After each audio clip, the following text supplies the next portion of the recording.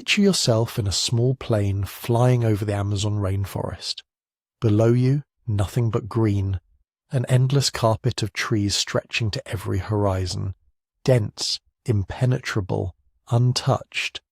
It looks like the world before humans, like wilderness in its purest form. But what if I told you that beneath that green canopy, invisible from above, lie the ruins of cities, roads that once connected thousands of people, earthworks so massive they rival anything built in ancient Europe? And what if I told you that roughly 1 million people once lived down there in a civilization so sophisticated it engineered the forest itself? Then it vanished, not slowly, not gradually, almost overnight in historical terms, and for centuries nobody believed it had ever existed at all. See, we've been told a story about the Amazon, that it's a pristine wilderness, that the indigenous people who lived there were small nomadic tribes, living lightly on the land, never numbering more than a few 100,000 across the entire basin. This wasn't just conventional wisdom, it was scientific consensus. Textbooks stated it as fact. The Amazon, we were taught, was too poor in resources, too hostile to agriculture, too difficult to sustain large populations. Cities? Impossible. Complex societies? Couldn't happen. The jungle doesn't allow it. Except the jungle was hiding something, and it's only in the last few decades that we've begun to see what's really down there.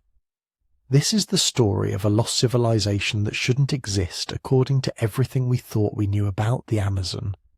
It's the story of Spanish conquistadors who described cities and roads and populations in the millions, only to be dismissed as liars and fantasists for 500 years. It's the story of soil that's too perfect to be natural, of satellite technology that can see through trees and reveal geometric patterns carved into the earth 1,000 years ago, of archaeologists who risked their reputations to say what the data was screaming. We got this completely wrong, and it's the story of a catastrophe so total, so devastating, that it erased almost all evidence of these people from history. The jungle grew back over their cities, the forest reclaimed their roads, and for centuries scholars looked at the endless green and assumed nothing had ever been there. But something was there. Someone was there.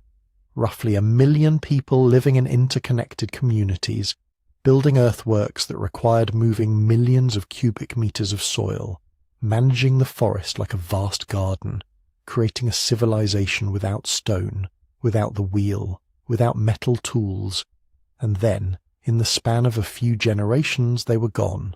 If you're into deep dives like this, we've actually put together some fascinating prehistoric stories in the Sleepy Time History book over at sleepytimehistory.com. But right now, we're going into the jungle. Because the first person to tell the outside world about these lost cities, nobody believed him either. February 1542. Francisco de Orellana and his men were dying. They'd left Quito months earlier as part of Gonzalo Pizarro's expedition to find El Dorado and the fabled land of cinnamon.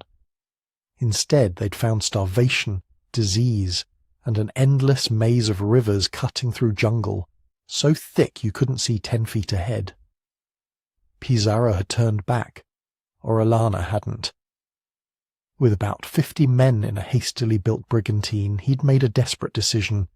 Follow the rivers east, all the way to the Atlantic if necessary. It was either that or die in the jungle. What happened next would be recorded in obsessive detail by Friar Gaspar de Carvajal, the expedition's chronicler, and for nearly 500 years almost nobody believed a word of it. Because according to Carvajal, once they descended from the Andes and entered the main channel of what we now call the Amazon, they didn't find wilderness, they found people.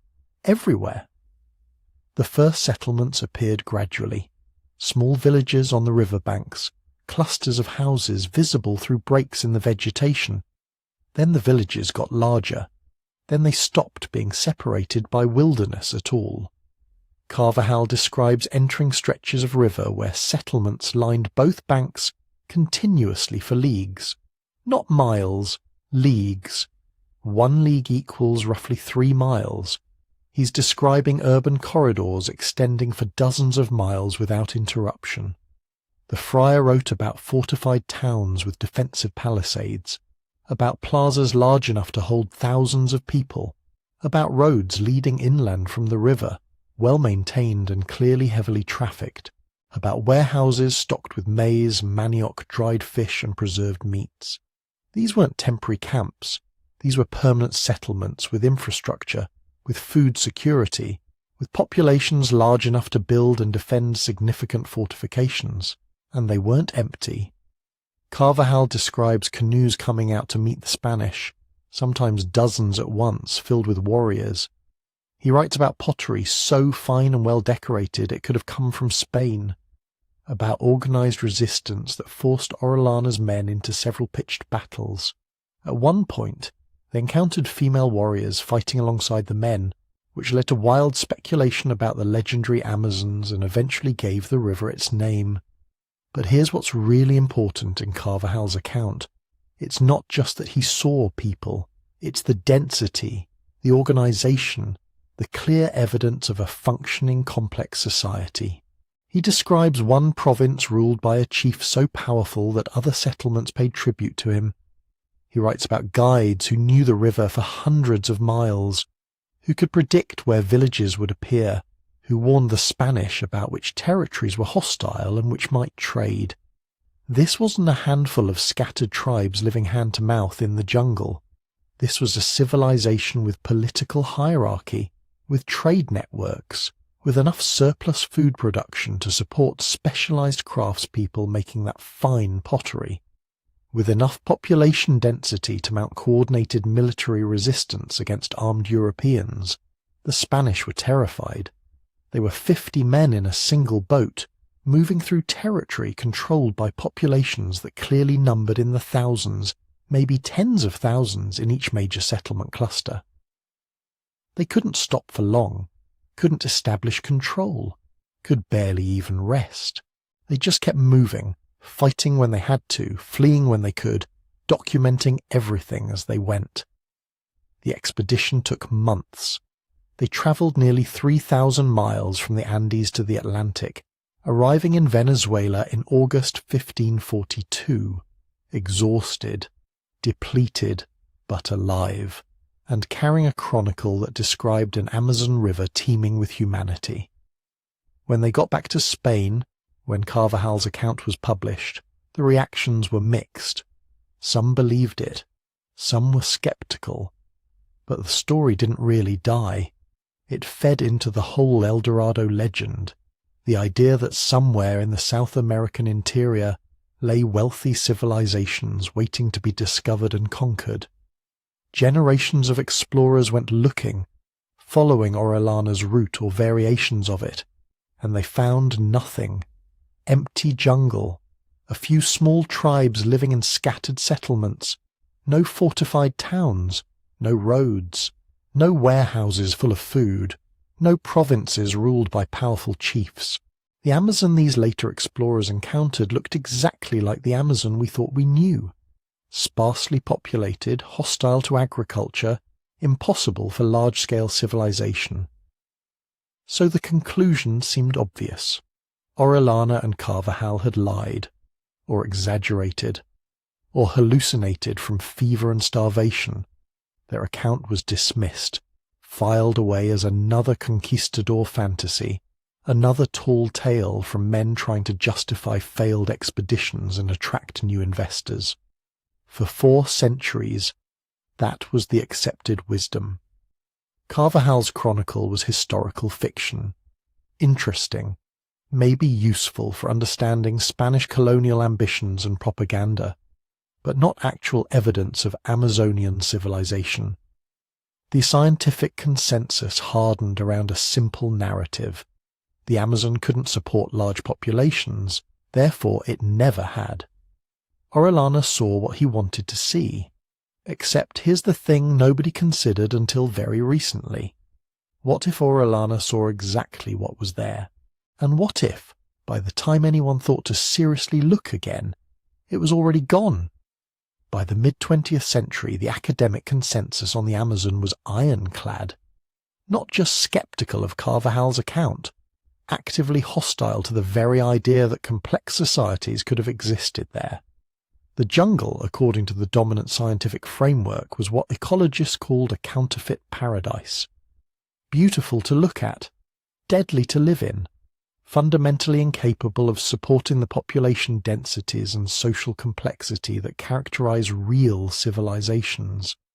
This wasn't just one researcher's opinion. This was environmental determinism at its peak, a worldview that treated geography as destiny and assumed that certain environments simply couldn't produce certain outcomes. The Amazon's thin, nutrient-poor soils became the centerpiece of this argument. Most Amazonian soils, scientists correctly noted, are terrible for agriculture. The jungle looks lush because it's efficient at recycling nutrients, not because the soil itself is rich. Cut down the forest, try to farm the exposed earth, and within a few years you've got exhausted land that can barely support anything. This is why modern Amazon agriculture often fails so dramatically, why cleared rainforest so often becomes degraded pasture. The logic seemed unassailable. If you can't farm intensively, you can't produce food surpluses. Without surpluses, you can't support specialized craftspeople, administrators, priests, or warriors. Without specialization, you can't build complex societies. Therefore, the Amazon never had complex societies. QED.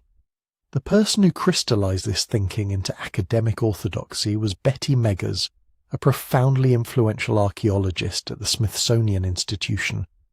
Her 1971 book, Amazonia, Man and Culture in a Counterfeit Paradise, became the definitive text. Meggers argued that the Amazon's environmental limitations placed an absolute ceiling on cultural development. Small villages, yes. Simple subsistence patterns, certainly. But cities, states, elaborate social hierarchies, impossible. The environment wouldn't allow it. She called it the law of environmental limitation of cultural development, and she applied it ruthlessly to any evidence that contradicted her model. Elaborate pottery must have been imported from the Andes or developed by small elite groups. Large archaeological sites, probably occupied by small populations over very long periods, making them look more substantial than they were. Reports of dense populations, colonial exaggeration or misunderstanding. The framework was so totalizing it became self-reinforcing. Any evidence that suggested complexity in the ancient Amazon was reinterpreted to fit the model, and researchers who questioned the orthodoxy found themselves marginalized, their careers stalling, their grant applications rejected. This wasn't conspiracy. This was just how academic paradigms work. Once a framework becomes dominant, especially one tied to a researcher as prominent as Meggers, challenging it becomes professionally dangerous.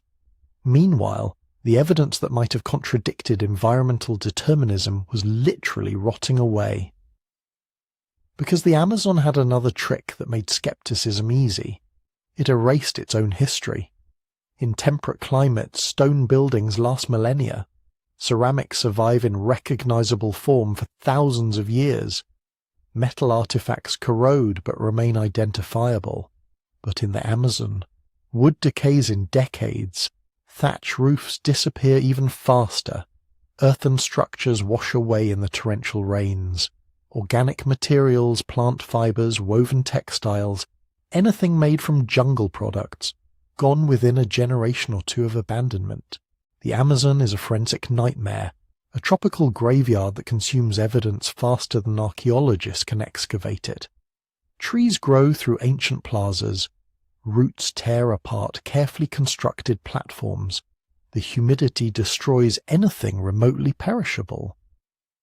By the time professional archaeology came to the Amazon in the mid-20th century, centuries of jungle growth had already swallowed most traces of whatever had been there before. So when archaeologists went looking for the cities Carvajal described, they found very little, which reinforced the Megas model, which justified not looking very hard, which meant less funding for Amazon archaeology, which meant fewer discoveries, a perfect vicious cycle of confirmation bias. But there was something else going on too, something less scientific and more insidious, a deep cultural bias about what civilization actually looks like. The model most archaeologists were working from, consciously or not, was fundamentally European. Real civilizations built in stone. They had writing systems, they worked metal.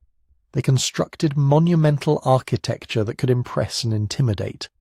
They left behind artifacts that looked like artifacts, that could be displayed in museums and recognized immediately as products of complex societies. Amazonian cultures did none of these things. They built in wood and earth. They used perishable materials for everything. If they had record-keeping systems, they were probably based on textiles or other organic materials that didn't survive. Their monuments were earthworks, which just looked like oddly shaped hills covered in jungle.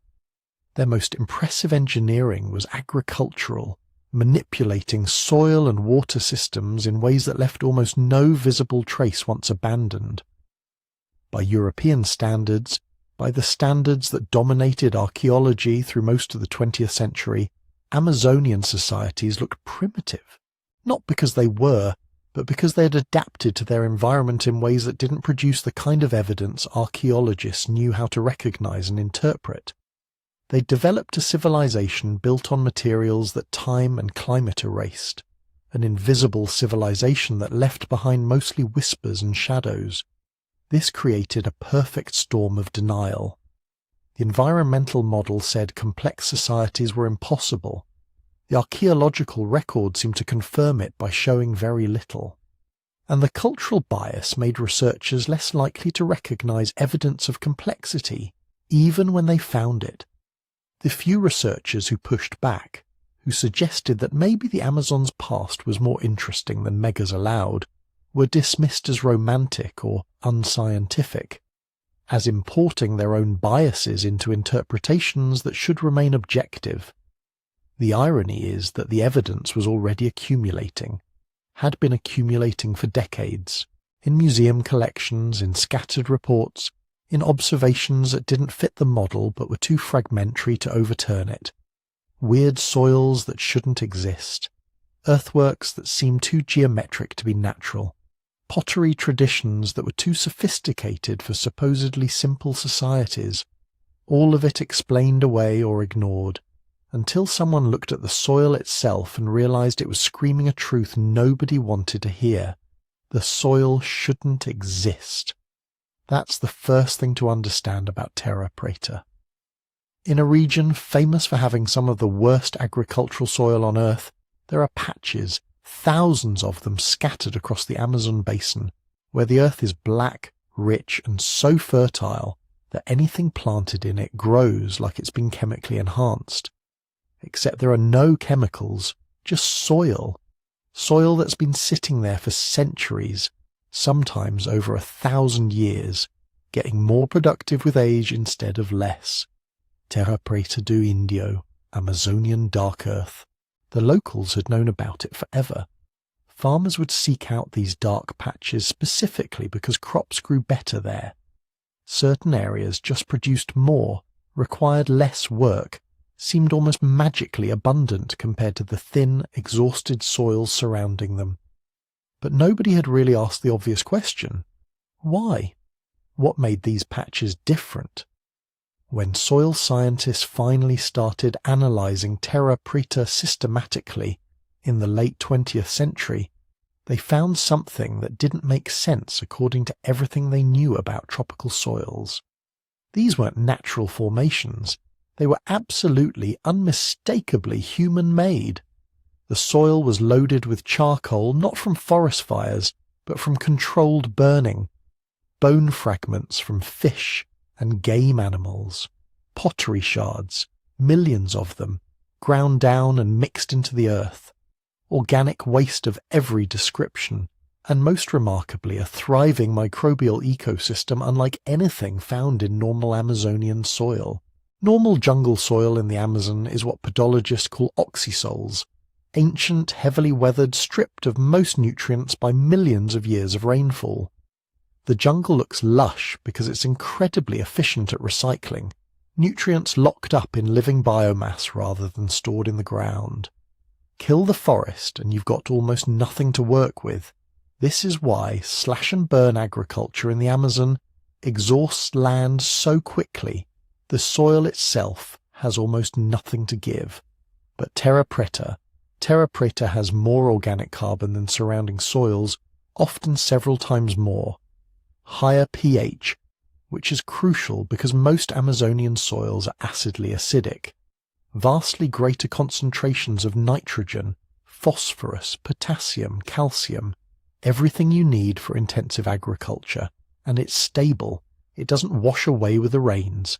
It doesn't deplete after a few growing seasons. Plant something in Terra Preta and the soil feeds it. Come back a year later and the soil is still rich. Come back a century later and it's still producing. The scale is what really breaks the model. We're not talking about a few garden plots.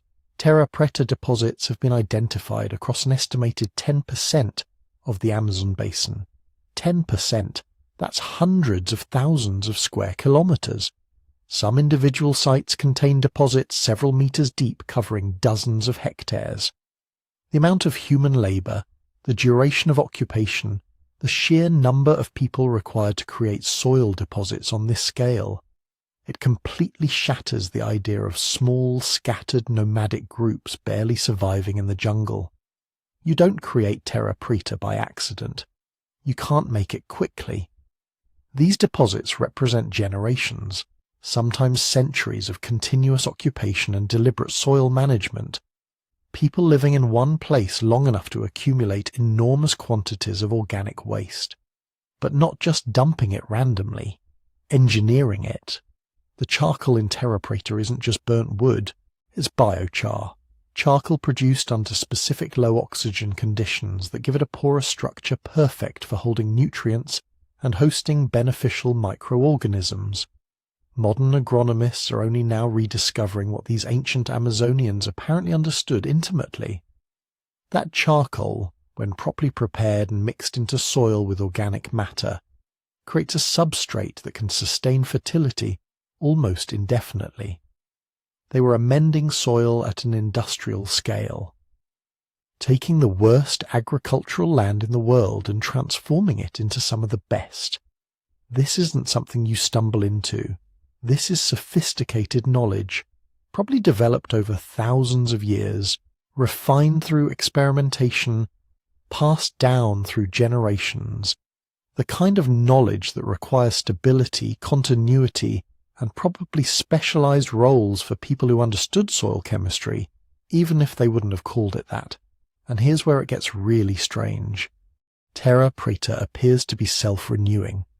The microbial ecosystems in these soils are so robust, so well established, that they continue breaking down organic matter and maintaining fertility even centuries after human management stopped.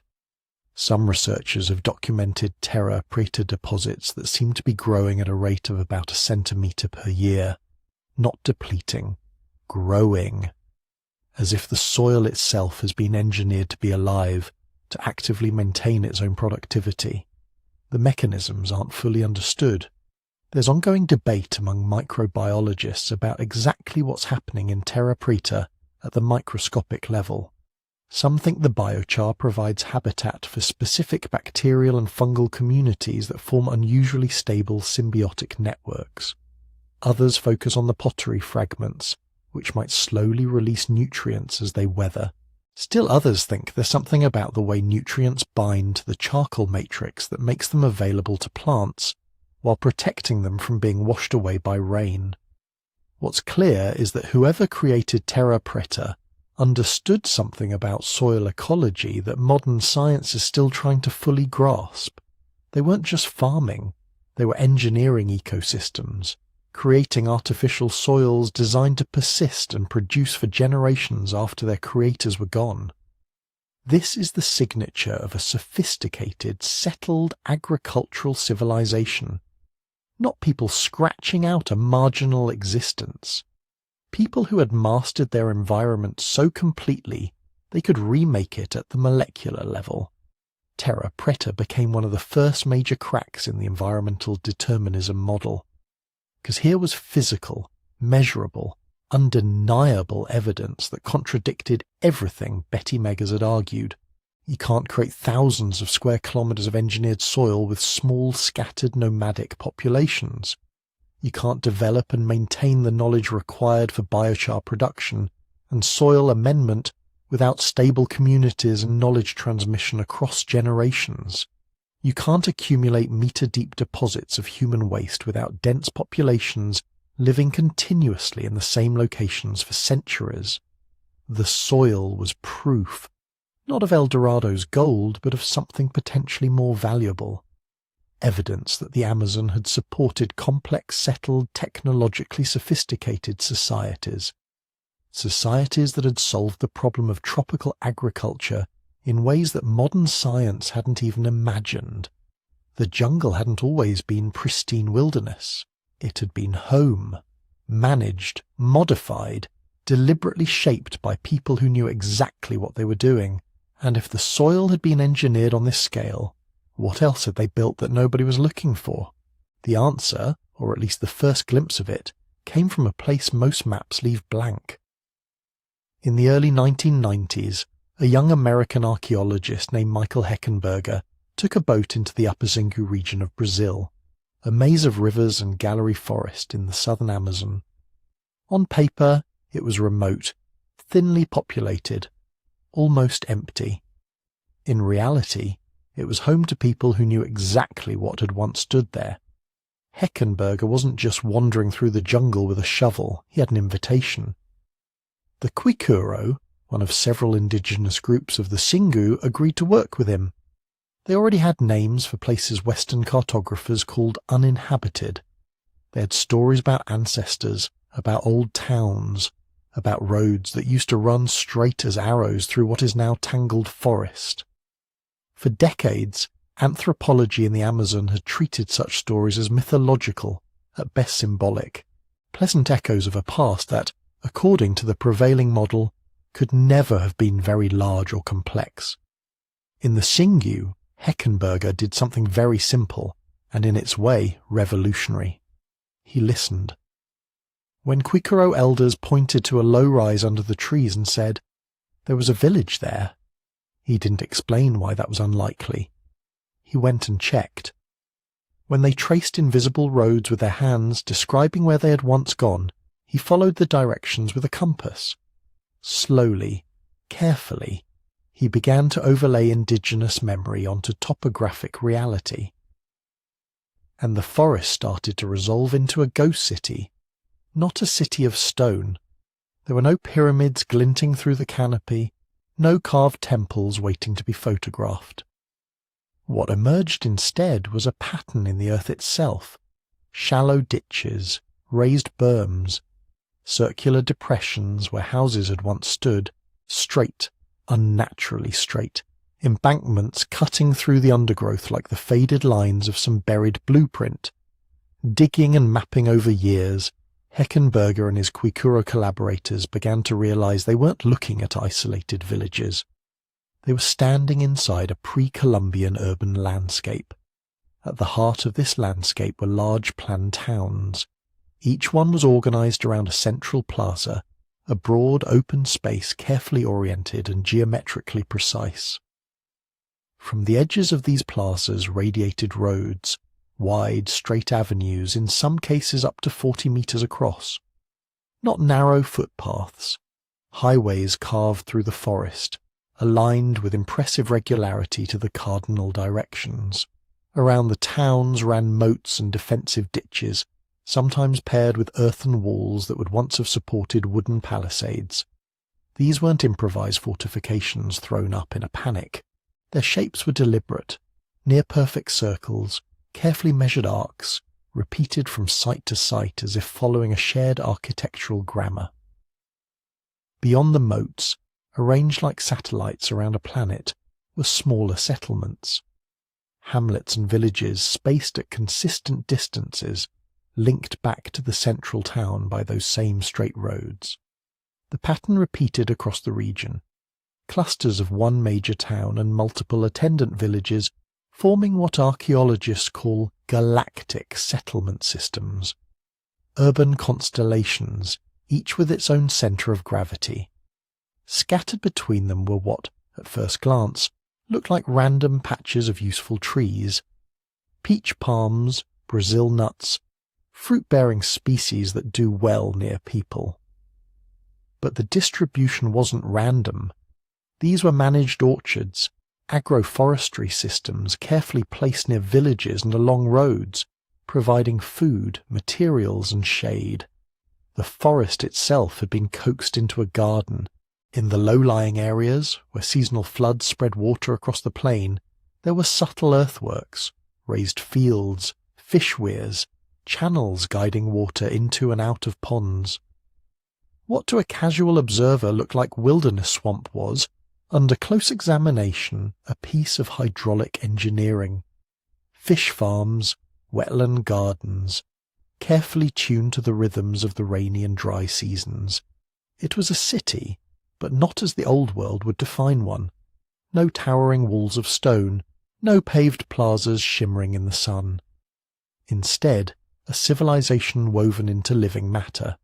Earth walls instead of brick, timber palisades instead of masonry ramparts, roads cut through forest instead of laid in cobblestone, water managed with ditches and embankments instead of aqueducts, orchards instead of colonnades, an urbanism of earth, wood, water, and plants. When Heckenberger's team began estimating population, the numbers quietly detonated centuries of assumption. Individual clusters in the Upper Xingu, one central town and its ring of villages, orchards, and engineered wetlands, may have supported tens of thousands of people, not spread thinly in tiny camps, but living in dense planned communities with clear streets, public spaces, and region-wide infrastructure. Zoom out from a single cluster, and the picture grows more astonishing. These nodes were themselves part of larger regional networks, the equivalent of small city-states or chiefdoms stitched together by roads, trade, and alliances. Across hundreds of kilometres, the Upper Xingu wasn't an untouched rainforest. It was a cultural mosaic, different groups, different languages, but sharing a common way of organising land, water, and people. All of this had been there the whole time, hidden not by distance but by expectation. The ditch around a town, filled in and softened by centuries of leaf fall, looks a lot like a natural depression unless you're looking for a circle. A road cut through forest, long since overgrown, sends only the faintest of signals, a linear rise, a subtle difference in soil, unless you have someone to tell you it was once a road. The Quikero did. Their oral histories spoke of great ancestral towns, of roads so straight you could walk them by starlight, of enemies defeated and alliances forged, of a time when the region was thick with people, when the forest was a tended fabric instead of a blank wall. For generations, Western scholars had treated these stories as exaggerations, legend embroidered onto a modest reality. The environment, it was assumed, simply could not support dense populations. The model said so. The soil said otherwise. And now the ground plans did too. When Heckenberger began publishing his findings in the early 2000s, the reaction in some quarters was skepticism bordering on disbelief. Planned towns, regional road systems, defensive moats and palisades in the Amazon. It sounded too much like El Dorado with the gold stripped out. But the data were methodical. Survey maps, radiocarbon dates, artifact distributions, statistical analyses of settlement spacing and orientation. Most importantly, the archaeological record and Quikero knowledge lined up. places remembered as former centres turned out under excavation to be just that, large, long-occupied sites with deep cultural deposits. Old road lines corresponded to subtle linear earthwork still detectable beneath the trees. The geometry in the stories matched the geometry in the soil. Indigenous memory was not a colourful backdrop to real history. It was a source of it. This was the quiet revolution of the Upper Xingu discoveries. They didn't just add ruins to a map. They forced a philosophical shift in how we imagine civilization itself. For centuries, the mental image of an advanced society has been tied to stone. Temples, palaces, walls that refused to fall down. If there was no stone, the reasoning went, there could be no true city. Nothing large or organized enough to count. But here, in a corner of the Amazon, was a different template. Urbanism without masonry. Complexity without monuments that defy erosion. A landscape-scale design written in perishable materials and living systems. Earth ramparts that slump back into the ground. Wooden poles that rot. Orchards that merge seamlessly into wild forest once the gardeners are gone. From a certain perspective, it's more fragile than stone. From another, it's more sophisticated. These people didn't just build atop the forest. They built with it, folding human settlement into ecological processes so thoroughly that when they disappeared, nature could reclaim the visible traces in a few generations. Only the subtle patterns remained, legible to those who remembered, or to those patient enough to ask. In the dark earth of Terra, Preta, and the buried geometry of the Upper Xingu, a new picture of Amazonian history began to emerge, not of isolated bands clinging to the margins of an unforgiving environment, but of gardeners of a continent, engineers of soil, water, and forest. A civilization that chose living materials over stone, and for that very reason could almost vanish from sight. Almost.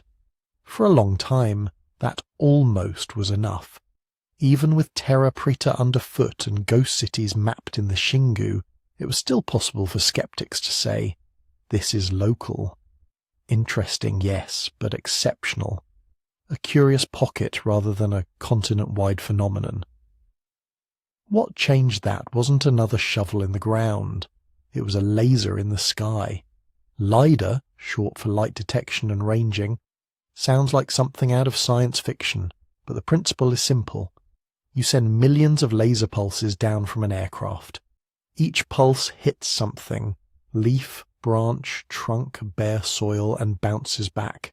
By measuring how long that round trip takes, and doing it over and over again, you can build a three-dimensional picture of everything beneath the plane. Most of those pulses hit leaves. In a rainforest, they almost have to.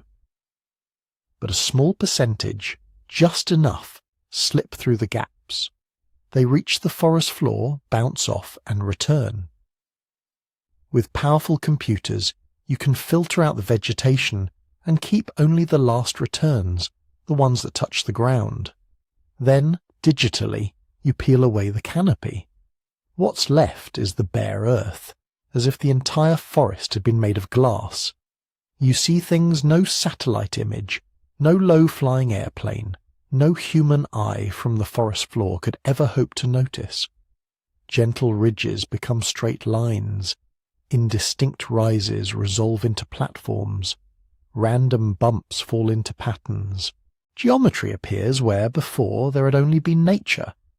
In 2022, a team of researchers turned this technology on a region that, in theory, should have been unremarkable, the Llanos de Mojos in Bolivia. On a map, the Llanos look like a seasonally flooded savanna on the southwestern fringe of the Amazon, grasslands with scattered forest islands, crisscrossed by rivers that swell in the rains and retreat in the dry months.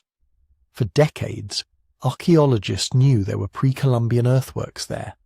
Mounds, causeways, bits of raised field systems. Interesting, but fragmentary. The kind of thing you can write off as small-scale local adaptation to a wet landscape. Then the LIDAR data came back. When the trees were stripped away digitally, the Llanos de Mojos did not look like a marginal wetland. They looked like a kind of tropical urbanism that, until that point, nobody had seriously imagined. Across thousands of square kilometers, the bare earth models revealed a lattice of human-made features. Long, straight causeways running arrow-like across the floodplain, networks of canals linking natural and artificial ponds, reservoirs with levees and spillways, engineered basins for holding and moving water, checkerboards of raised agricultural fields, subtle in profile but unmistakable in pattern, lifting crops above the wet season floods, and at the nodes of this network, something more dramatic, cities. These weren't the ghostly, low-relief traces of modest villages. They were monumental settlements attributed to what archaeologists call the Kasarabi culture, occupied roughly between 500 and 1400 CE. On the LIDAR images, the Kasarab sites stand out like islands of geometry. Massive terraced platform mounds rise above the plain. Some support multiple levels, each one carefully cut and filled, like step pyramids made of earth. Conical pyramids, true pyramidal forms, up to 22 meters tall, crown their edges, towering over the surrounding savanna back when they were fresh and faced, likely with packed clay and vegetation. U-shaped structures open onto broad plazas, framing ceremonial or public spaces. The alignments are deliberate, the proportions repeated. This is not ad hoc piling of dirt. It is architecture, planned, standardized, and scaled up. The shock lies not just in the existence of one such center, but in their number and connections. LIDAR revealed pairs of large monumental sites, true urban hubs, surrounded by belts of smaller settlements, all tied together by causeways that run straight for kilometers. Some of these roads are 10 or 20 meters wide in their original form, built up above the floodplain, sometimes flanked by ditches. From the air you can trace these lines like nerves running between organs. They link mound complexes to other mound complexes, to clusters of raised fields, to artificial ponds that may have functioned as fish farms or reservoirs. The entire landscape has been quietly re-engineered, its hydrology tuned and its topography modulated to support dense, permanent human life. This is not a city in the sense of 10-story stone buildings and crowded alleys. It's something more diffuse, what scholars call a low-density urban network. Population spread across a large area, but integrated by shared infrastructure, roads, canals, reservoirs and fields, into a single socio-political system. In other parts of the world we see echoes of this pattern, the sprawling water-managed landscapes around Angkor in Cambodia, the complex horticultural mosaics of the Maya lowlands. But in the Llanos de Mojos, the scale and coherence of the Kasarabe earthworks suggest a form of tropical urbanism with very few clear analogues. It is a city that breathes with the flood cycle, a civilization built not by pushing the environment away but by choreographing it. And the LIDAR revolution didn't stop at Bolivia's borders. Once archaeologists saw what was possible, how much lay hidden beneath trees and grass, they began to look again at other parts of Amazonia.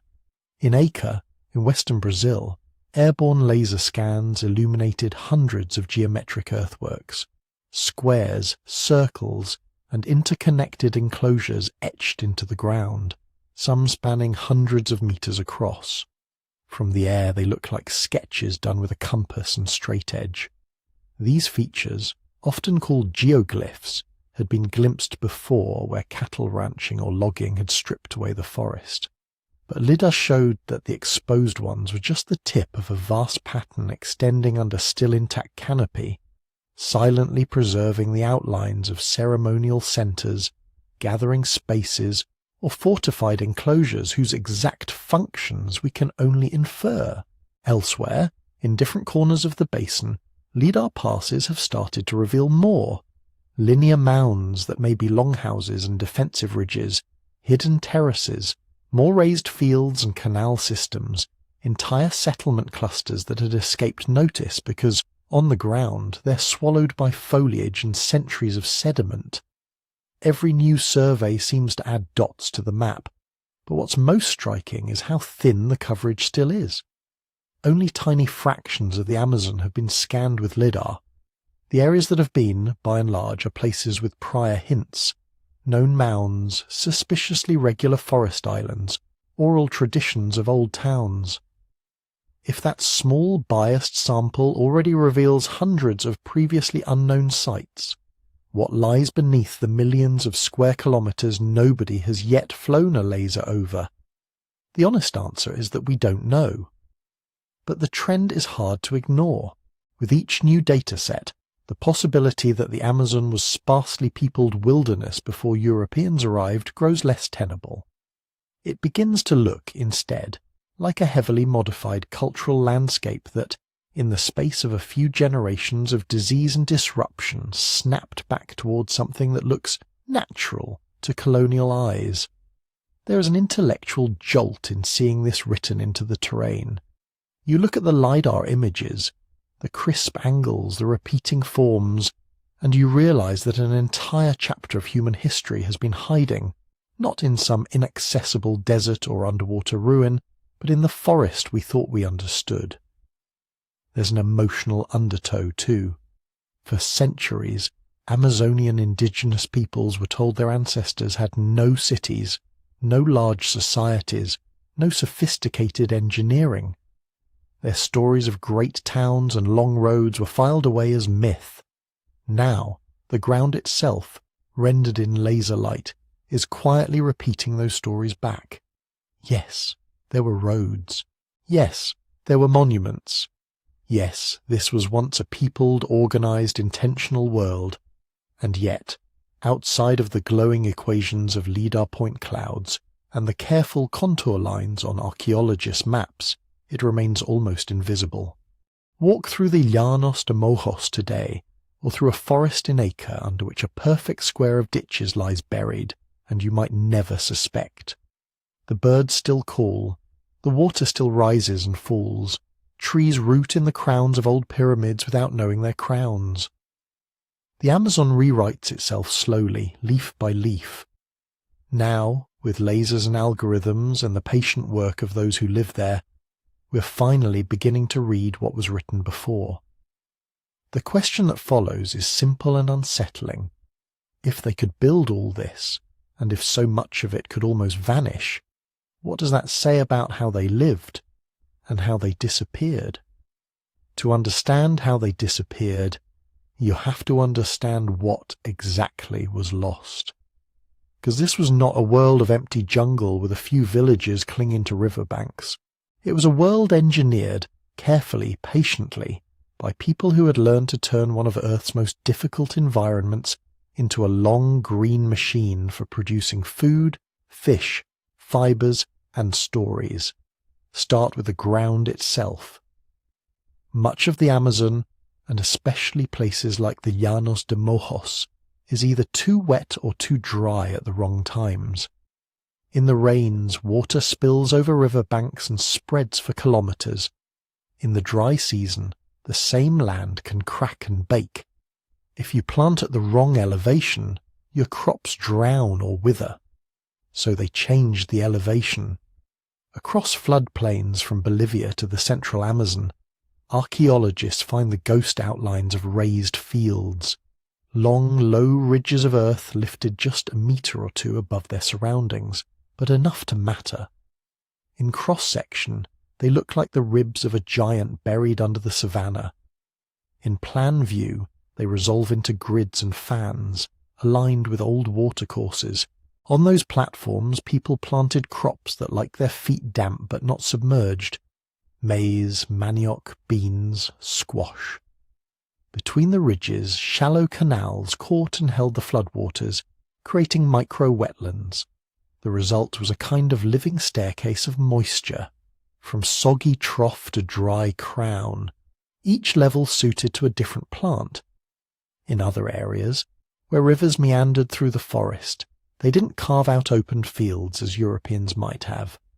Instead, they grew what some anthropologists call food forests. A food forest is not a plantation in neat rows. It's a layered mosaic where almost everything you see is useful, but it still looks, to an untrained eye, like wild jungle. You walk under the high crowns of Brazil nut trees, towering above all else, their nuts dropping in heavy pods that can feed families and attract game animals. Between them stand cacao trees with their ridged pods, acai palms with fruit-heavy bunches, peach palms with oily, protein-rich drupes. Below that, shrubs, vines and herbs, medicinal plants, edible leaves, spices, fibres for weaving. On the ground, patches of manioc or sweet potatoes occupy the gaps where light touches the soil. This was not an accidental arrangement. Over generations, people carried seeds and seedlings along rivers and trails, planting and protecting what they valued, weeding out what they didn't. They grafted, transplanted, burned selectively. The forest responded. Modern botanical surveys show that in many parts of the Amazon, economically useful species are far more common near present and former indigenous settlements than you'd expect by chance. The distribution patterns form halos around old habitation mounds and river bluffs. Even today, centuries after depopulation, the forest still remembers where people once lived in its very species composition. And then there was water. To a casual visitor, a flooded savanna looks like chaos. Rivers that forget their banks, seasonal ponds that appear and vanish, ground that alternates between bog and dust. To the engineers of the Kasarabi and their neighbours, it was infrastructure waiting to be tuned. From the air you can trace canals running in long deliberate lines across what looks like flat land. Some go on for tens, even hundreds of kilometres, linking natural streams to artificial ponds. Others parallel causeways, turning a road into a levee into a dam. In the rains, these channels helped spread water out, slowing and storing it, reducing the violence of floods. In the dry months, they concentrated and redirected it toward ponds and low basins that could hold water long after the rivers fell. Those ponds were not just reservoirs. Many show signs of having been shaped and reinforced, their banks built up, their inlets and outlets controlled. In them people likely practiced aquaculture, managing fish populations the way a pastoralist manages herds. Ethnographic accounts from historic Amazonia describe fish weirs made of stakes and woven fences, guiding fish into traps as water levels drop. Stone is scarce here, but wood is everywhere, and in the archaeology you see the negative of that technology. Lines of post holes, low earthen embankments, subtle V-shapes in the floodplain. Fish driven into temporary ponds, scooped up in baskets, smoked and stored for when times were lean. Fire was part of the system too. Not the runaway burning of deforestation, but patchy, intentional burns in the drier months. People would set fire to areas of savanna or open forest to clear undergrowth, encourage fresh grass for game, and maintain open travel corridors between tree islands. Over time, this managed mosaic created a mix of habitats, forest, woodland, grassland, that supported a diversity of plants and animals far beyond what a uniform, untouched canopy would. From above, if you could see centuries at once, the landscape would flicker. Fields rising and falling, forest islands expanding and shrinking, canals and ponds opening and silting in, all guided by a memory of where water would go and what would grow where. Inside this engineered environment, people organize themselves. What the LIDAR and ground surveys show is not a random scattering of villages, it's a hierarchy. Large centres with monumental earthworks, platform mounds, plazas, pyramids, anchor regions. Around them radiate smaller sites, secondary centres, then hamlets, then individual farmsteads and fishing camps. The big nodes, places like the Kasarabi cities in Mojos or the mound complexes on Marajó Island at the Amazon's mouth, seem to have served as ceremonial and political hubs. Their plazas could host gatherings measured in hundreds or thousands of people. Their raised causeways connected them to satellite communities, making movement possible even when the plains were under a metre of water. This pattern suggests some form of regional confederacies, clusters of allied communities bound by shared rituals, trade and likely kinship. Leadership structures are hard to reconstruct without written records, but the investment in earthworks implies coordination. Labour organised over seasons, if not generations. Some mounds seem to be elite residences, others temples or ritual platforms, others burial places. Status, in other words, was mapped onto the landscape itself. Trade knit these regions together over longer distances. The Amazon's rivers are natural highways, and archaeological finds show goods moving along them. Exotic stones, marine shells far inland, pigments, feathers, crafted objects. Some ceramics appear in styles far from their points of origin, suggesting either travelling artisans or the exchange of finished wares between distant groups. The pottery, where it survives, is a quiet rebuttal to the idea that these were simple societies. On Marajó, the so-called Marajoara culture left behind ceramics that are almost bewildering in their intricacy. Vessels covered in tightly coiled scrollwork, stylized human and animal figures, complex geometric patterns that wrap around bowls and urns in continuous bands.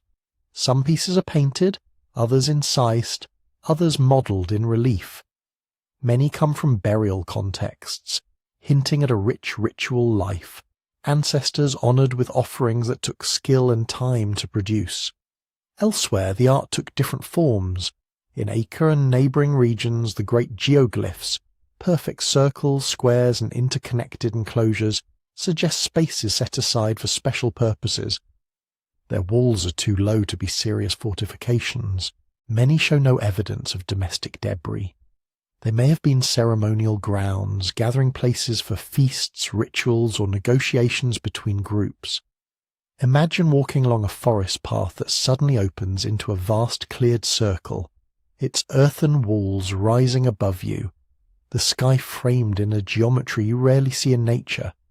Drums, chants, painted bodies, processions along causeways that align with solstices or river bends.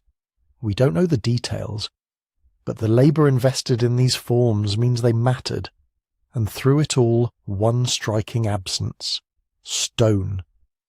There is almost no workable building stone in most of lowland Amazonia.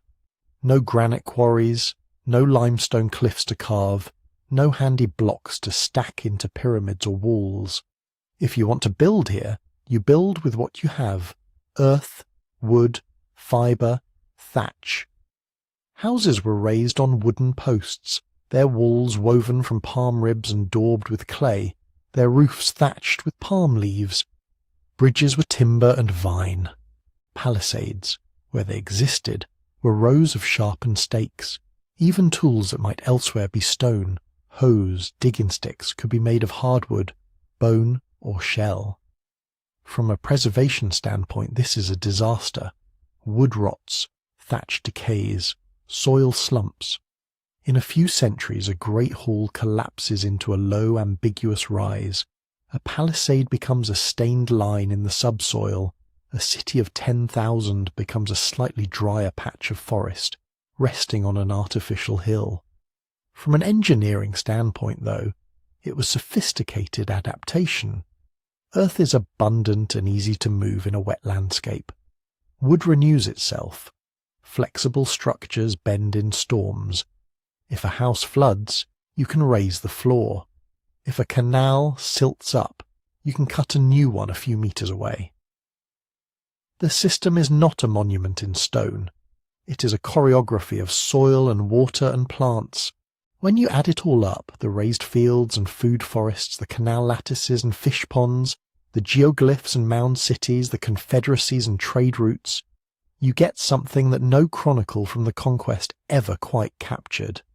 1 million people, maybe more, living in a landscape that looks, at first glance, like wilderness, but is in fact a vast, living artifact, a civilization whose main building materials were biodegradable, whose walls photosynthesized, whose streets floated in the flood season. That's why it could vanish so completely. Not because it was fragile or unsophisticated, but because it was so deeply entangled with the forest that, when its people were gone, the system they had shaped could keep on growing, slowly absorbing the traces of their presence until almost nothing obvious remained. To see how that happened, and how quickly, we have to turn to the moment when an entirely different kind of world crashed into theirs. The first Europeans to push their way into the fringes of this engineered forest world had no idea what they were walking into. To them, the Amazon was a green wall at the edge of maps, a place of rumours, gold, cannibals, rivers that ran backward, monsters in the trees.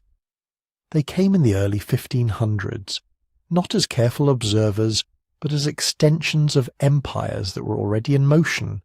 Spain pushing west from the Caribbean and Andes, Portugal feeling its way along the Atlantic coast. On paper, the timeline is simple. In 1494, the Treaty of Tordesillas drew an imaginary line down a map of the Atlantic, splitting the unknown lands of the New World between Spain and Portugal.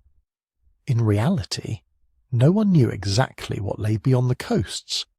Over the next 50 years, that ignorance collided with one of the most delicate human ecologies on Earth. Francisco de Orellana's voyage in 1541 to 1542 is often taken as the first full European descent of the Amazon. He started in the Andes with an expedition led by Gonzalo Pizarro, wandered east in search of cinnamon and riches, and eventually drifted downriver on a desperate, starving gamble. His men were half mad by the time they reached the Atlantic. But what he reported seeing along the way did not look like an empty jungle. He described settlements, cultivated fields, and stretches of riverbank that seemed continuously inhabited for days at a time. He claimed there were powerful polities along the water, women warriors, fleets of canoes. Later writers would dismiss much of this as fantasy, but even stripped of exaggeration, his account points to something crucial.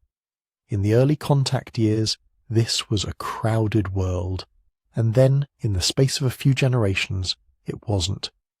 The usual story blames conquest, steel, guns, massacres. Those things happened, brutally, in Caribbean islands and Andean kingdoms, but in most of lowland Amazonia, the more profound destroyer never raised a sword. It travelled in breath, in skin, in droplets on the ragged edge of a cloak. Smallpox, measles, influenza, typhus, perhaps plague, a cluster of old-world pathogens that had co-evolved for millennia in dense Eurasian and African populations. People living alongside cattle, pigs, horses, chickens, with cities as petri dishes. Amazonian societies had none of that history. No herds of large domestic animals, no ancient record of epidemics. Their immune systems were tuned to their own parasites and infections, not to the disease package Europe was about to export. When the two worlds met, even indirectly, biology took over. You don't actually need conquering armies to get an epidemiological catastrophe. All you need is contact with someone who's had contact with someone who's had contact. A sailor trades knives and cloth to coastal communities. Those communities pass the goods and the viruses upriver along their existing trade routes, because there were trade routes, dense ones.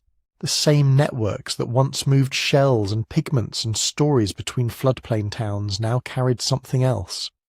A single infected person with smallpox can shed virus for days before breaking out in recognizable lesions. By the time anyone knows they're sick, they've already shared meals, rituals, embraces. They've already travelled. So a disease like smallpox doesn't move at the speed of a marching column. It moves at the speed of rumour, of canoe travel, of market gatherings. It races ahead of written history. The result is almost impossible to grasp in human terms. Archaeologists and historical demographers, piecing together fragments of documentary evidence and population models, suspect that across the Americas as a whole, somewhere between 80 and 95% of people died within the first century and a half after 1492. Some scholars argue for repeated waves that drove mortality in particular regions even higher. The Amazon was not spared. It simply had fewer chroniclers watching. We get glimpses. Jesuit letters from the 1600s and 1700s mention villages reduced from hundreds of people to a few survivors in a single season. Reports of pestilences that leave whole river stretches nearly empty. Accounts of priests arriving to find fields abandoned, houses collapsing, elders remembering that this was once a place of many fires. The pattern is chilling. First contact on a given river might be a trading visit, a skirmish, or the brief anchoring of a ship offshore. Within a few years, often before any European returns, the first epidemic hits. People with no inherited resistance fall sick all at once. Leaders die. Shamans die. The knowledge of when to burn fields, where to cut new canals, how to call fish into weirs begins to fray. Communities recluster for safety or scatter into the forest to escape. Flight spreads disease further. Sister villages that once exchanged marriage partners now exchange contagion. By the time the second or third wave of disease arrives, measles following smallpox, influenza following measles, there are fewer people left to tend crops, fewer to nurse the sick. A civilization can survive a bad harvest, a flood, even a war. It cannot easily survive losing 9 out of 10 people, not once, but again and again. Imagine a regional centre in the Upper Xingu, one of those earthwork-linked clusters that Heckenberger would later map under the Canopy. At its height, it might have drawn in thousands during rituals, maintained causeways and canals through organised labour, managed food forests whose productivity depended on constant human attention. Now strip away almost everyone. The plaza's empty. The earthworks are still there, but the crews to maintain them are gone. Young survivors flee to relatives in distant villages, or are captured and relocated by slaving expeditions feeding Portuguese frontiers. Trade breaks down. A causeway that once buzzed with traffic becomes just another line of slightly higher ground, slowly shaded over by pioneer trees. When later European expeditions came paddling through these same waters, sometimes only a few decades after the first rumours of contact, they saw something very different from what Orellana had seen. Instead of a near-continuous string of settlements, they saw long stretches of apparently untouched forest, broken by occasional shrunken communities. Where their predecessors had reported large towns, they found a few hamlets hugging riverbanks. The raised fields were already sinking back into the floodplain matrix. The food forests, still rich, now looked to outsiders like wild abundance rather than cultivated legacy.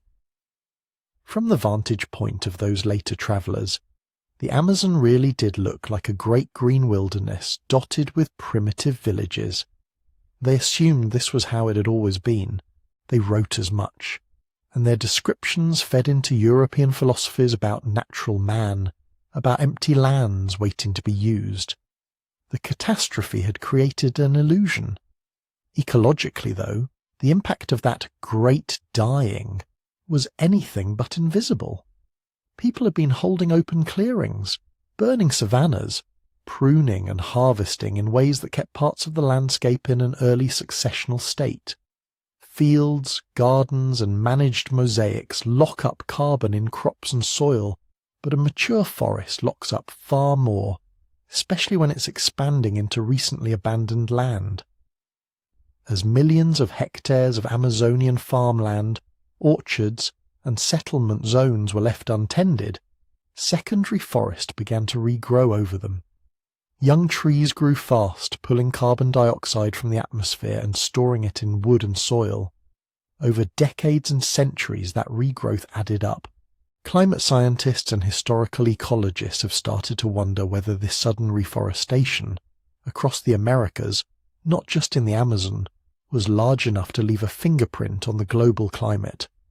Some studies suggest that the cooling trend known as the Little Ice Age, which gripped parts of the Northern Hemisphere between roughly the 1500s and 1800s, may have been nudged, in part, by the sequestration of carbon in these newly regrown forests.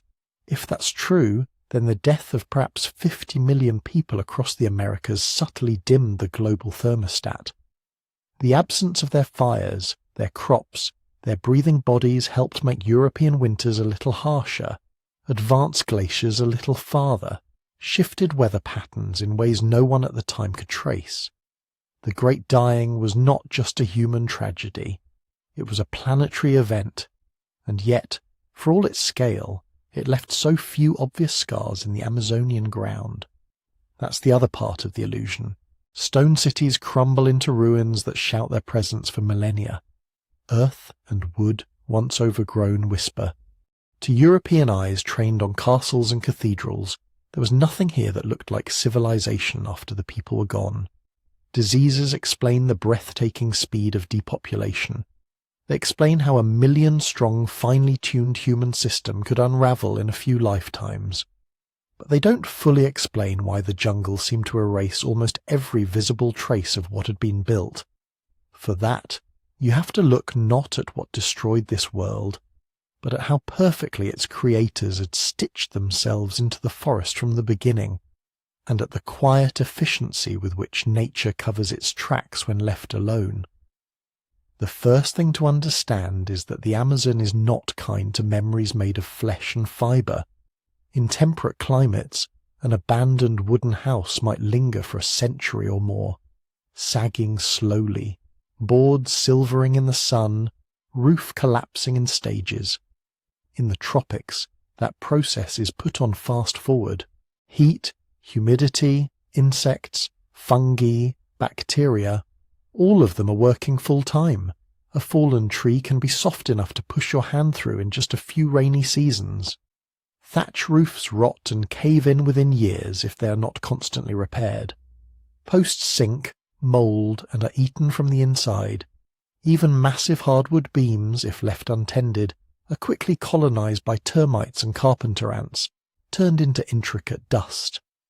Within a generation of abandonment, a large timber house can vanish into the soil so completely that, to an untrained eye, there's nothing left but a slightly raised patch of darker earth and a different mix of weeds. Now scale that up. Imagine long streets of palm thatch houses lining a plaza, storage buildings, ritual structures, raised walkways, wooden palisades, canoe docks, fish traps woven from flexible branches, all of it dependent on continuous human work, rethatching, resetting posts, patching walls, retying lashings. Remove the people and the jungle starts the clock. Termites move in, mould blooms, vines find purchase. First, roofs fall, then walls slouch. Then, in one storm or two, the last recognizable outlines give way. By the time 100 years have passed, a single, long human memory, most of the organic architecture is gone. What remains is subtle, stains in the soil, patterns of post holes, occasional burned patches where hearths once were. The Amazon is, in that sense, an anti-Egypt. It does not build monuments out of stone and dry air. It recycles. But the Amazon doesn't just erase structures, it also eats absence. When people cleared patches of forest for towns, gardens and fields, they were constantly fighting what ecologists call succession. The natural tendency of vegetation to move from open ground to dense forest over time. You slash and burn, you plant, you weed, you maintain.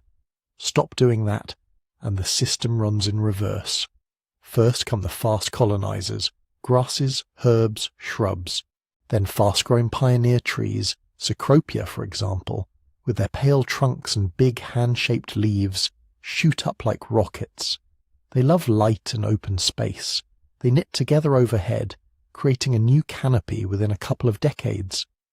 Under their shade, slower, shade-tolerant species germinate. Palms, hardwoods, fruiting trees already present in nearby forest. Birds and monkeys bring seeds. Rodents bury nuts. The soil, enriched by centuries of human activity, gives them a head start. Give that process 100, 200 years, and you get something that looks to most observers like virgin rainforest.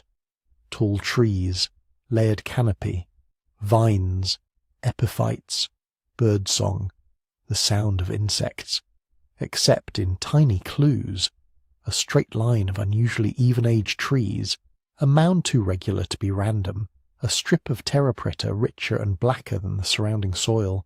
The ghost of a former plaza or field lingers. To the people who had lived there, those clues would have been obvious. They would have remembered the stories. They would have known that the cluster of Brazil nut trees was the remnant of a planting, that the dark soil marked an old village. But after the epidemics, the people who carried those memories were precisely the ones most likely to be lost. Survivors did not simply stay put waiting for the next wave of disease or the next slaving party to arrive. In many parts of the Amazon they broke apart.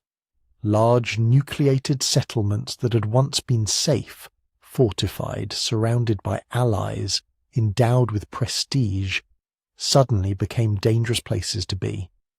They were too visible, too easy to find from the river, too obvious as targets for raiders and colonists. So families and fragments of communities did what they had always done in times of trouble, but now on a much larger scale. They moved. Some retreated up smaller tributaries, away from the wide, traffic-heavy main channels that had been the arteries of their world and were now highways for strangers. Others went overland, following game trails, slipping into interfluvial zones, the lands between major rivers, where access was harder and outsiders rarely ventured. They shifted toward mobility, toward smaller, more dispersed settlements. Gardens became lighter on the land. Structures were built with the expectation of flight. Storied plazas gave way to temporary camps, seasonal hamlets, flexible arrangements that could be abandoned at short notice.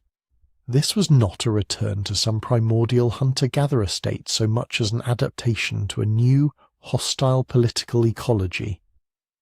People remembered the old centres, the ancestral earthworks, the orchards now swallowed by taller forest. Some groups continued to visit them in ritual or in secret, or to harvest fruit from trees their grandparents had tended. But they no longer invested in maintaining the overt, large-scale landscape modifications that had once made their world so visible. To European eyes, dropping in centuries later, this shift in lifeways looked like evidence that complex societies had never existed here at all. They met smaller, more mobile groups and assumed that this was how things had always been. That assumption wasn't just an innocent misunderstanding, it was convenient. Colonial regimes in Portugal and Spain were not especially interested in discovering that the lands they were claiming were full of people with long histories of sophisticated land management. The legal and moral frameworks of the time, doctrines about vacant lands, about civilized versus savage peoples, worked best if the Amazon could be portrayed as a nearly empty wilderness, barely touched by human hands. Travellers who did hint at former abundance, who mentioned abandoned clearings, old roads, or rumours of once great centres in the interior, were easy to dismiss. Their accounts could be filed under exaggeration, misinterpretation, or myth. The jungle itself cooperated, covering up the very features that might have supported their stories. Over time, this became self-reinforcing. Early chroniclers who spoke of large riverine populations were labelled unreliable, so later scholars leaned more heavily on those who described emptiness. Those later accounts, in turn, shaped academic expectations. Archaeologists trained in Old World sites, in places where civilization meant stone walls and monumental sculpture, looked at the Amazon and saw little that fit their mental templates. Environmental assumptions filled in the rest. The idea that tropical soils were too poor to support sustained agriculture, that the climate was too harsh for dense populations, that the apparent abundance of the forest was natural rather than curated. Meanwhile, under the canopy, organic architecture decomposed, clearing edges blurred, and secondary growth matured into something that looked indistinguishable from primary forest. The more time passed, the more complete the illusion became. By the 19th and early 20th centuries, the orthodox view was firmly in place. The Amazon was a green void. Its indigenous inhabitants were scattered, living in small, simple societies that had always existed at low density, constrained by environment. Any suggestion to the contrary was treated as romantic fantasy or nationalist boosterism. So you end up with a peculiar convergence. Natural decomposition stripped away the obvious physical traces of cities without stone. Forest regrowth masked human fingerprints under a seamless green surface. Epidemics fragmented societies and pushed survivors into forms of life that left fewer archaeological scars. Colonial narratives preferred an empty wilderness. Academic models, shaped by those narratives and by what they could see on the ground, reinforced the emptiness.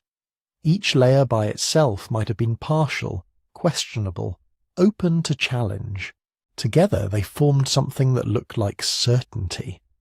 1 million people, maybe more, could vanish not because they were never there, but because every system, biological, political, intellectual, was aligned to forget them.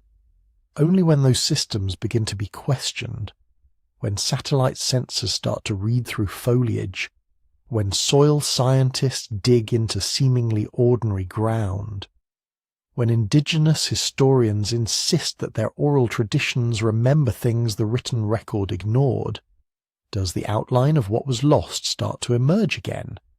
And in that outline, another mystery appears, because even as the forest closed over abandoned towns, not everything sank beneath the leaves. Some traces were never meant to be hidden.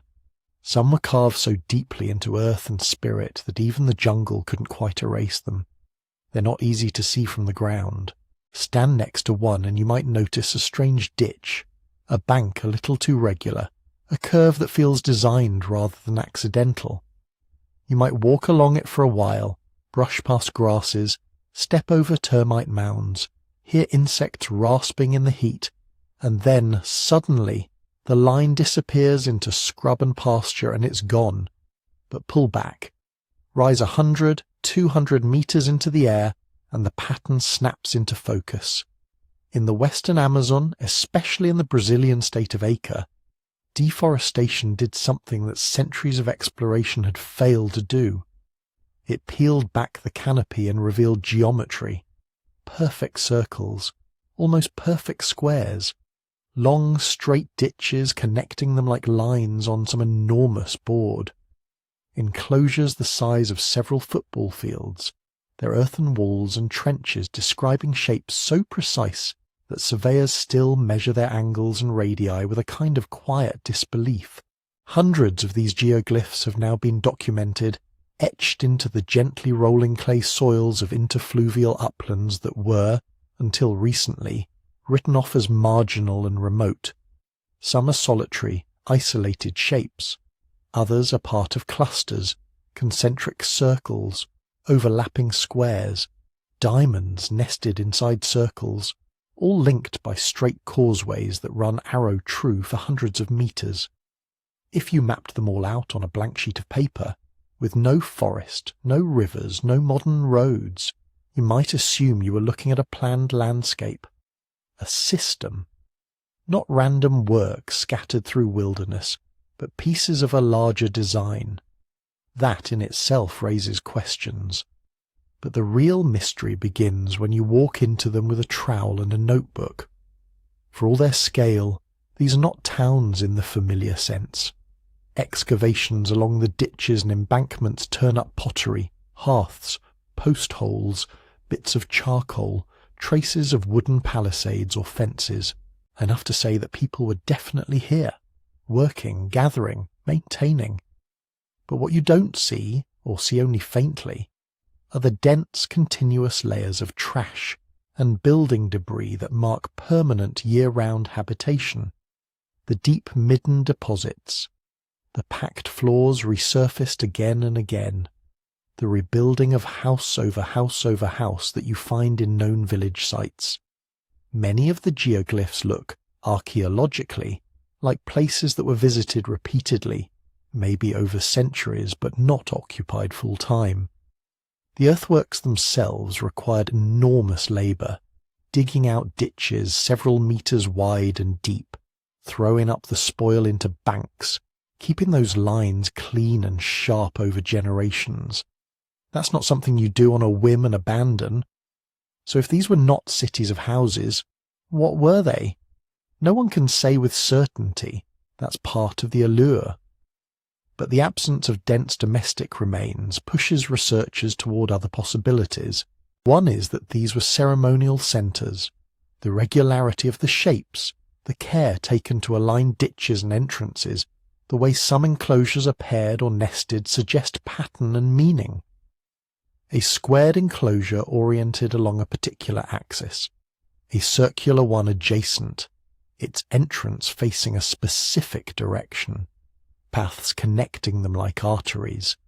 Another line of thought points upward to the sky. In other parts of the world, large geometric earthworks have turned out to have astronomical or calendrical functions, alignments with solstices and equinoxes, with the rising points of particular stars, with the movement of the sun across the horizon at key times of year. Some researchers have begun testing similar ideas here, looking at how entrances line up with solar events, how certain axes might track seasonal changes. The results so far are suggestive but not conclusive. A few entrances do seem to face sunrise or sunset at solstice, others don't. It's entirely possible that multiple logics were in play at once, cosmological, social, territorial, layered in ways we no longer fully grasp. A third possibility, which doesn't exclude the others, is that these were gathering places. Imagine you're part of a network of communities scattered across a wide region, living along small streams and low ridges, in villages that come and go as gardens are exhausted and soils recover. Most of the year, you're busy with local concerns, planting, fishing, hunting, raising children, managing alliances and quarrels with the neighbouring hamlet. But once or twice a year, at the onset of the rains, or at the time when a particular fruit ripens, or when a certain constellation first appears over the horizon, people begin to move. Canoes come down the creeks. Footpaths, usually quiet, fill with travellers. Extended families converge on a place everyone knows, a circle in the earth, a square connected by straight ceremonial roads, a place that is not just somewhere in the forest, but the centre of a story, the pivot of a calendar. For a few days or weeks, the geoglyph becomes something utterly different from the quiet pasture or scrubland it is today. Fires burn along the embankments. Songs are sung in languages and dialects you don't normally hear. Marriages are arranged, disputes settled, alliances renewed. Goods travel, ceramic styles, feathers, resins, salt, news. Then, as quickly as it filled, the place empties again. People disperse back to their home territories. The ditch and bank remain, holding the memory of those gatherings in their geometry. In that sense, the geoglyphs might have been physical anchors for a social world largely built out of movement and relationship. Pilgrimage sites, if you like, though the word carries a lot of baggage from other continents. At the very least, nodal points where dispersed populations could briefly become a single people. If that sounds speculative, it is. We're trying to reconstruct intention from soil stains and the occasional potsherd.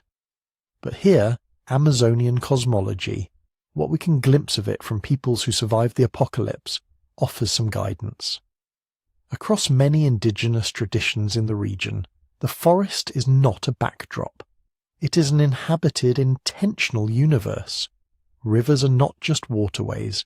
They are persons, ancestors, or paths carved by spirit beings. Certain hills and bluffs are places where the land woke up, or where mythic events took place. Animals are often people in another form, with villages and societies of their own, interacting with humans through hunting, dreams, and ritual.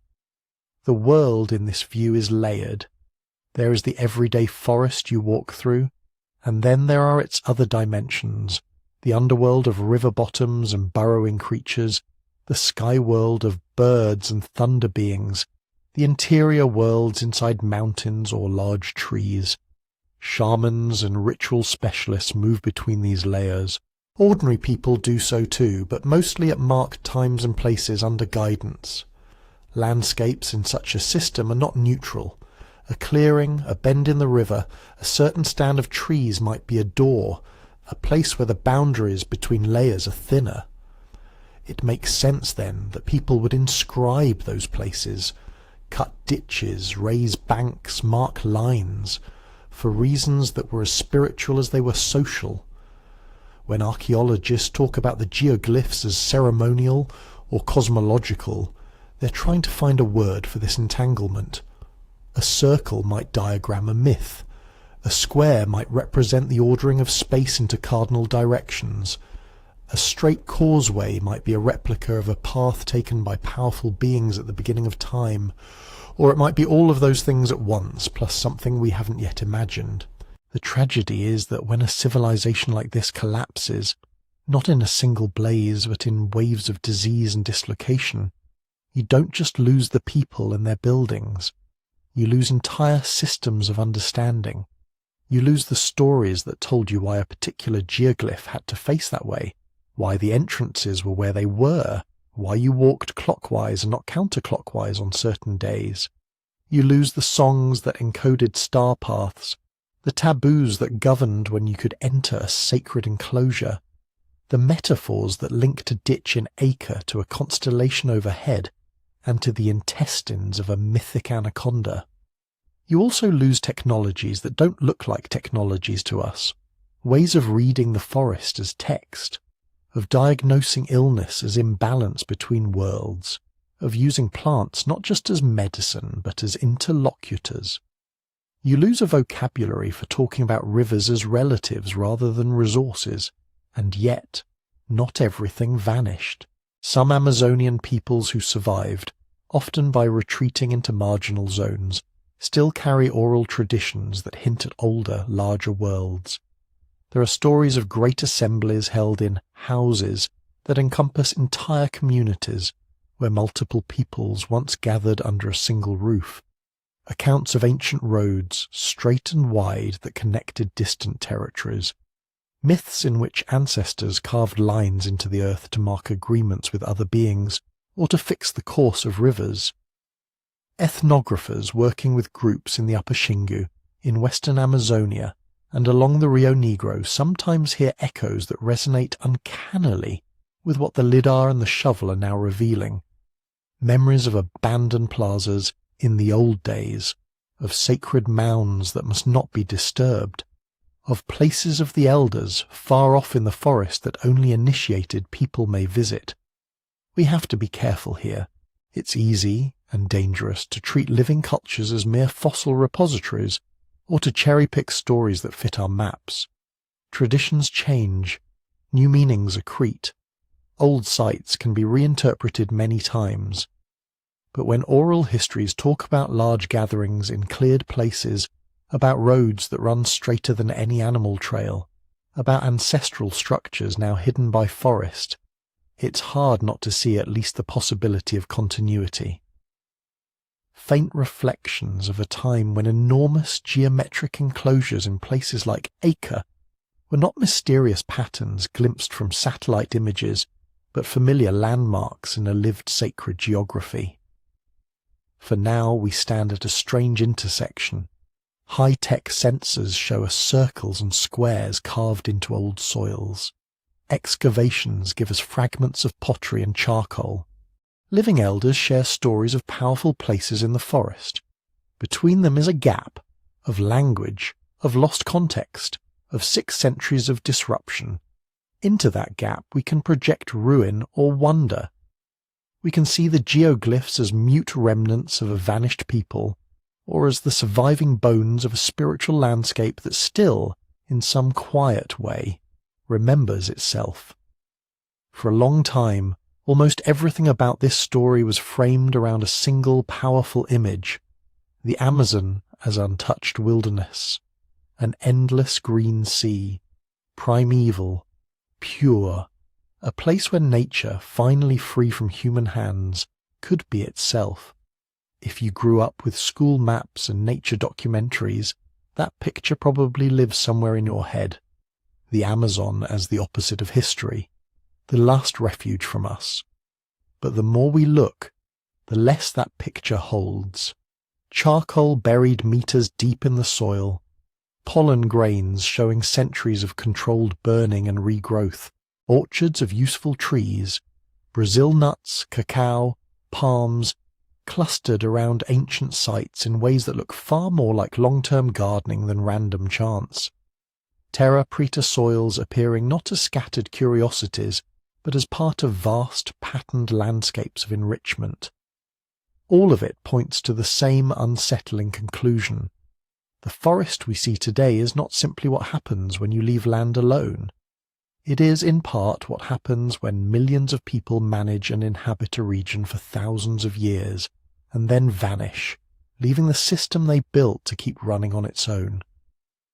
In that sense, the natural Amazon is already a cultural artifact, a kind of living ruin.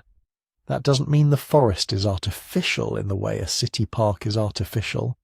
It means human influence and ecological process have been woven together so tightly for so long that it's hard to pull them apart. Certain tree species are far more common near ancient settlements than in supposedly wild control areas. Fish populations cluster around old weirs and managed lakes. Game animals follow patterns set by long-abandoned gardens and fallows. What looks like spontaneous abundance often turns out to be inheritance. This is where the story stops being only about the past and becomes uncomfortably present. Because how we imagine the Amazon, empty or inhabited, pristine or worked, shapes what people feel entitled to do with it.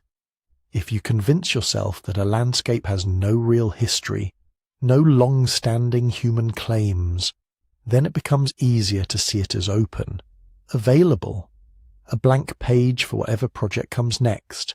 Cattle pasture, soybean fields, gold mines, hydroelectric reservoirs. For centuries that's exactly how powerful outsiders have written about the region. From early colonial officials to modern agribusiness lobbyists, the argument repeats in different accents. The forest is unused. The people living there are backward or few. The land is empty enough to be improved. Acknowledging that this was once a densely peopled, carefully engineered world cuts directly across that story.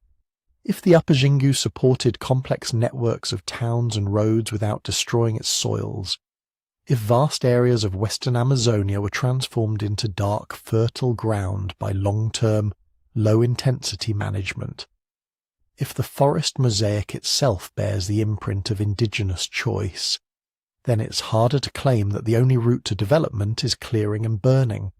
It also makes the ethical stakes more obvious. When bulldozers push into virgin forest and chainsaws open new fronts, they may be cutting not just into ecosystems, but into cemeteries, sacred sites, and the last fragile traces of societies that have already endured one apocalypse. Here the irony sharpens. Many of the most spectacular new discoveries, geoglyphs, earthwork villages, ancient causeways, are coming to light precisely because the forest that covered them is being removed. LIDAR can peer through Canopy, but first roads must be cut, clearings opened, airstrips built. Archaeologists are racing to survey areas ahead of the advancing front of deforestation. In satellite images, the pattern is almost painful. A square of new pasture appears, bright against the darker green. Along its edges, faint shapes emerge. A circle in the raw soil, a straight line where a geoglyph ditch has been sliced open. The ghost of a plaza in the way the forest regrew slightly differently over an old settlement. By the time those photos are analysed, the site may already be ploughed, fenced, and seeded with grass. We are, in some regions, discovering the civilization at the exact moment we erase the last of its physical traces. Against that backdrop, the work still underway takes on a certain urgency. New LIDAR surveys are being planned not just in Acre or the Upper Xingu, but across large swathes of the basin, in Bolivia's Llanos de Moxos, along the Madeira and Tapajos, in the headwaters of the Negro and Japura. Each pass of the laser reveals yet more: raised fields, fish weirs, rectilinear mounds, causeways crossing seasonally flooded plains. At the same time, geneticists are teasing out ancient population movements from the DNA of living peoples and rare ancient remains. They're finding signatures of old expansions and contractions, hints of contact between distant regions, traces of now-vanished groups who contributed to the genetic tapestry and then disappeared as distinct communities. Linguists map family trees of languages, looking for branching points that might correspond to migrations or the rise and fall of regional centres. Sometimes a word for a particular crop or a specific kind of earthwork travels across unrelated tongues like a fossil clue, and quietly, often away from headlines, indigenous historians, elders and researchers are working with archaeologists to weave oral memory into these reconstructions. A story about an ancestral migration upriver might line up with a trail of ancient sites. A traditional name for a hill, place of the old people, where the great house stood, might alert a survey team to look more closely. A myth about earth-cutting beings could, without meaning to, preserve a symbolic echo of ditch-making centuries ago. None of this is simple. Oral traditions change, scientific models are provisional, but when different lines of evidence begin to point in similar directions, a hazy picture gains focus.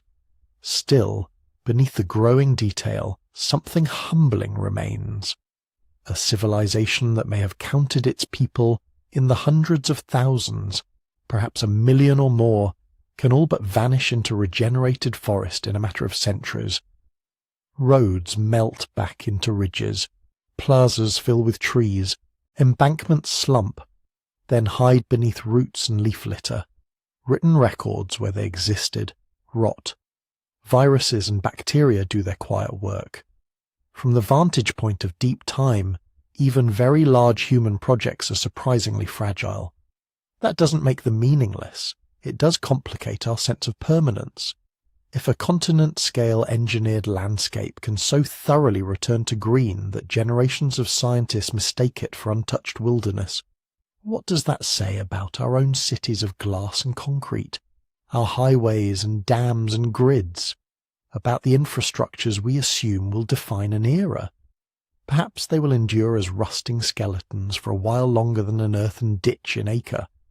Perhaps not. Oceans rise, forests reclaim, sand and vines are patient. The Amazon's lost civilization is, among other things, a quiet reminder that erasure is always closer than it feels. It's also a reminder that history itself is not a finished ledger. For decades, textbooks and encyclopedias carried a relatively simple story. The Amazon was marginal to the great dramas of human civilization, too poor in nutrients, too hostile, a sideline of small scattered groups while real history unfolded elsewhere. Now, in the space of a single scholarly generation, that story has started to come apart. New tools, new collaborations, and the persistence of indigenous knowledge are forcing us to redraw maps in our heads, as well as on paper. Forests that were once backdrop become foreground. Peoples once treated as footnotes move to the centre of the narrative. And if this can happen here, if a 1,000,000-person civilization can be missed, denied, then suddenly half seen, what else might we be overlooking? In other rainforests, in other so-called margins, in the gaps where written records are thin, or where the winners of old conflicts decided that someone else's past was not worth remembering.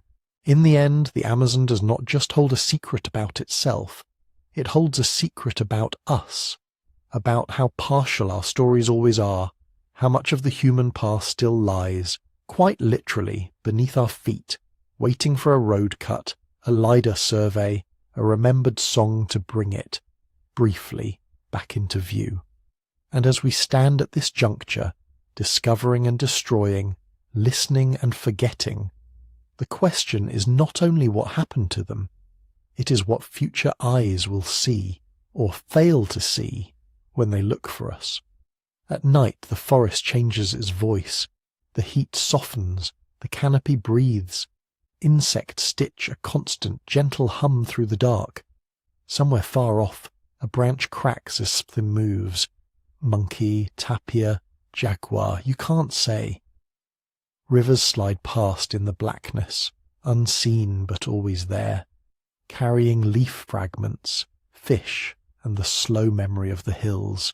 Beneath all of that, beneath the roots of giant trees, beneath the tangles of lianas and the patient work of termites, there are other layers, sherds of broken pots pressed flat by centuries of falling leaves, charcoal from old hearths, each fleck once part of a particular fire on a particular night, post holes where houses stood, the faint lines of ditches and embankments blurred now into the general rise and fall of the ground, like the ghost of a handwriting nobody has read in a very long time, somewhere under your imagined sleeping place tonight, under your home, your street, your town.